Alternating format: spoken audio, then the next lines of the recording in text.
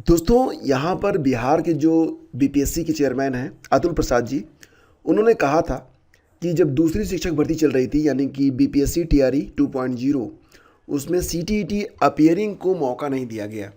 लेकिन एक बहुत ही महत्वपूर्ण बयान उन्होंने 9 तारीख को दिया था, यानी कि 9 नवंबर को। उनका जो बयान है मैं आपको दिखाता हूँ, आप देख सकते हैं। Presently there is no plan to allow CTET BEd appearing candidate in TRE 2.0। Instead there is a plan to hold TRE every year in August. यानी कि बिहार में जो अगली शिक्षक भर्ती आ रही है, इसको आप कह सकते हैं टीआरई 3.0, ये भर्ती अगस्त में आएगी। ये बात बिल्कुल कन्फर्म है। ये प्लान है कि हर साल अगस्त में शिक्षक भर्ती करवाई जाएगी। तो 2023 में तो 2 भर्तियां हो गई, अब जो तीसरी भर्ती है वो अगस्त में आएगी। लेकिन सीटीईटी हो या फिर बीएड हो, अपीयरिंग वालों को मौका नहीं दिया गया।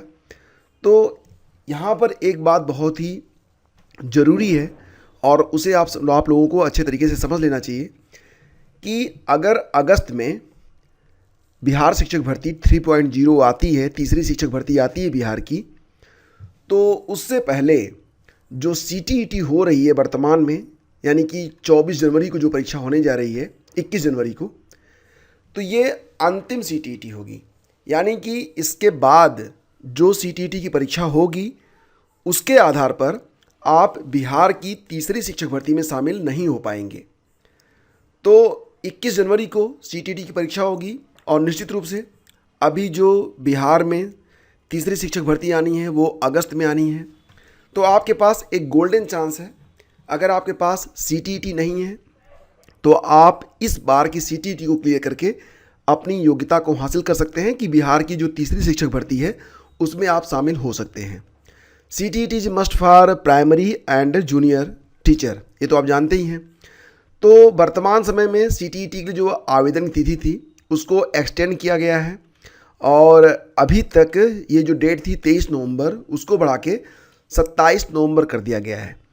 तो ये एक अंतिम अवसर है।